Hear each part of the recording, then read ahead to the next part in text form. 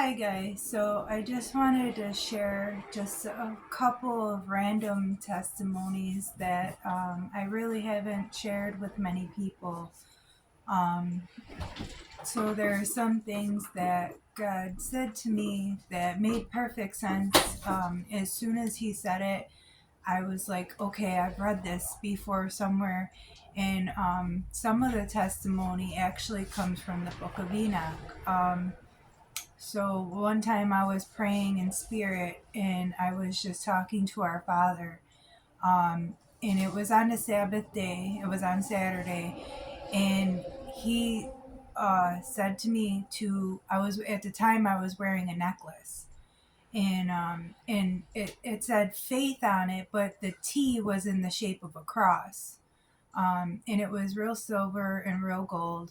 And he actually told me to remove my necklace. And the way that I am, I'm like, okay, why? Um, can you elaborate on why, Father? And he most certainly told me why. Um, he told me because it's drawing in negative energy.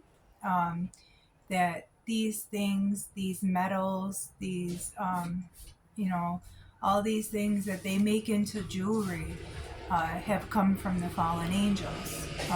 And this is actually written in the book of Enoch.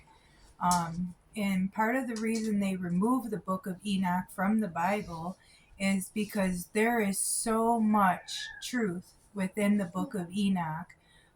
It talks about a lot of things that the Bible, slightly touches on, but not in the great detail like it does in the book of Enoch. Because most of us know that there was some books from the Bible removed, mostly from the Catholic Church, or through translation. Some of the scriptures were lost or mistranslated. Um, so there's a lot of discernment that comes with all of these things. But God specifically told me to remove my necklace when I was praying. And then he told me why, because it was drawing in this negative energy. And it does actually, all this jewelry and stuff, it's no good. So since then, I haven't worn any kind of jewelry. Um, I used to have a lot of piercings and stuff before I was reborn in spirit. I removed all of those things.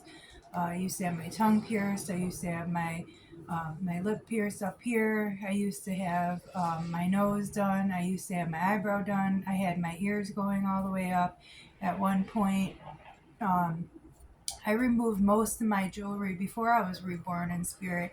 But then, I kind of bought myself a necklace thinking, like, oh, I want to share my faith. I want people to be able to see this necklace and know that, I am in the Lord. And God told me to remove it. And then told me why He wanted me to remove it. So I figured I'd share that part with you. Um, I know it's difficult for a lot of people, especially when they, were brought up in the Christian church and stuff like that.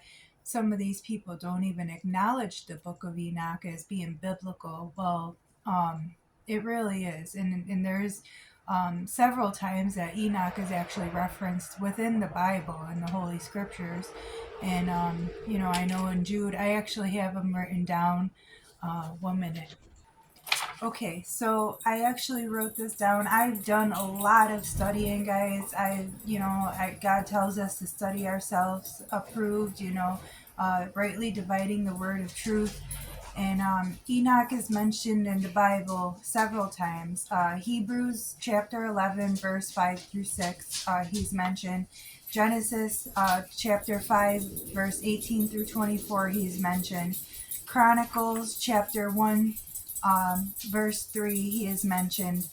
Luke chapter 3, verse 37, Enoch is mentioned. And in Jude chapter 1, verse 14 through 15, he is also mentioned. So Enoch is, he is a significant part of the Holy Scriptures. And the reason that the reason that a lot of those things were removed is because once people start searching, like with the Dead Sea Scrolls and stuff like that, they start learning a lot more truths that were purposely were trying to be hidden from us. And there's a couple other testimonies, when God would tell me things that at the time I didn't know until He told me.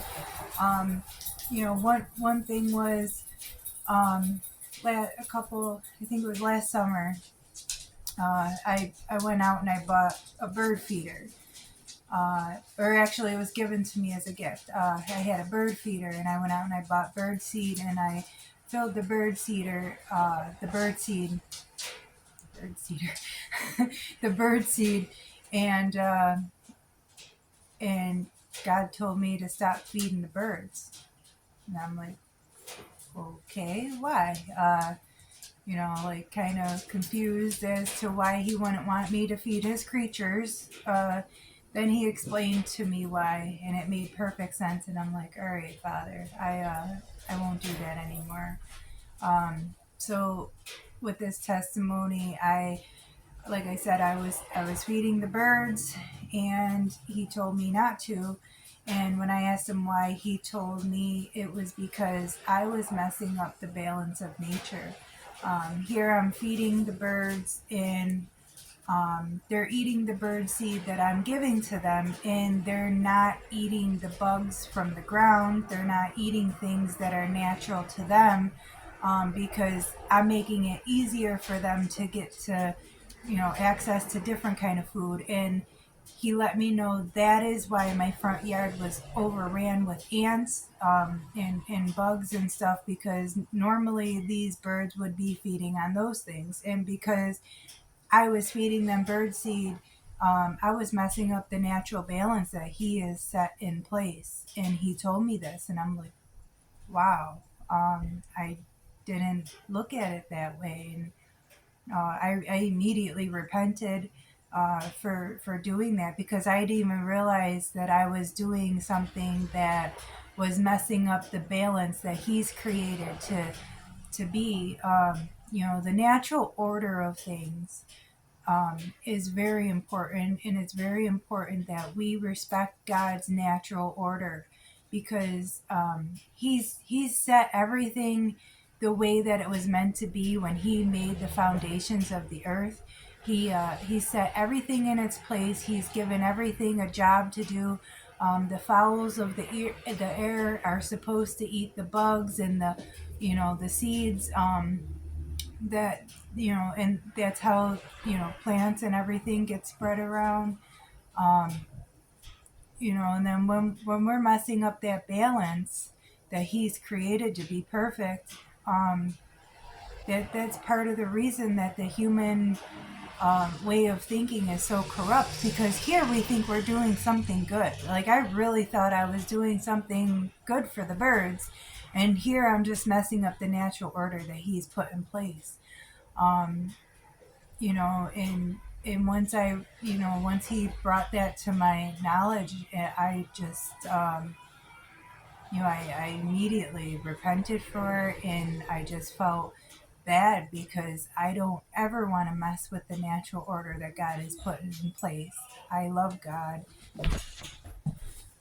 but I didn't realize I was messing up the natural order and the way that things were meant to be. And I'm seriously, like, considering those things now, as one time I wasn't really taking them into consideration.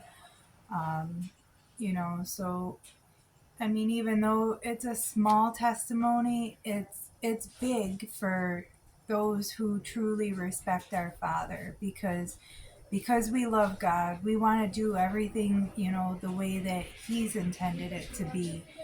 We want to keep things in His order and His natural balance, and do His commandments, His ways.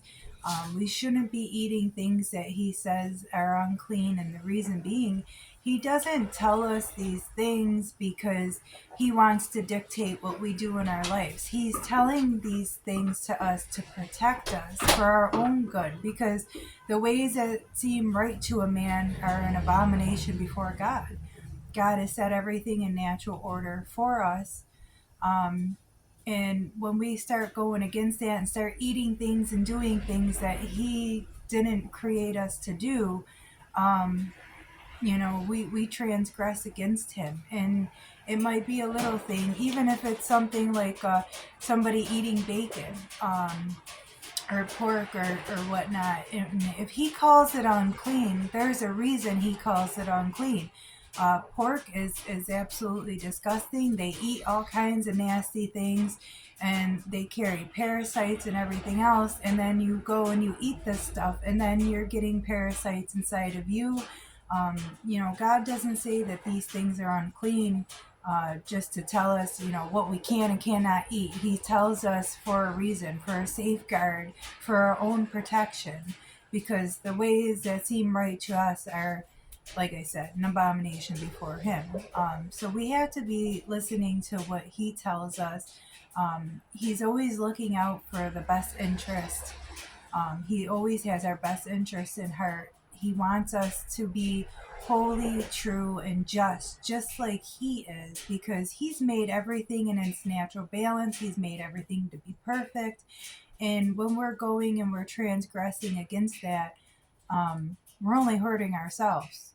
We're not hurting anybody other than ourselves. And He doesn't want us to do that. He wants us to take care of ourselves. He wants us to do what's right, in natural order with the way that He's created things to be. And I know I'm kind of rambling on at this point, but I just can't emphasize how important it truly is to abide in His ways, in His righteousness, in His, He's the one that's created everything to be. So if we're not listening to the one who knows better than us, then the question is why? Why wouldn't we listen to somebody who's created everything to be perfect and in natural order, and here mankind just keep going against that natural order? So my suggestion is just listen to Him. He knows best. He knows better than any of us. To go against Him and to transgress against Him is just, it's foolishness to us. You got to stop listening to your flesh, because the carnal mind is nothing but death. And when we start thinking spiritually, it brings us great peace, and it's a life onto us, because it's His ways, it's His righteousness. So if you're abiding in Him, you'll be okay. But if you're not, my suggestion is to just repent, turn from your wicked worldly ways, and start listening to your Father. He tells us these things to keep us safe, because He loves us. And I love you, and this is why I bring you these messages. I hope this message reaches your heart. God bless.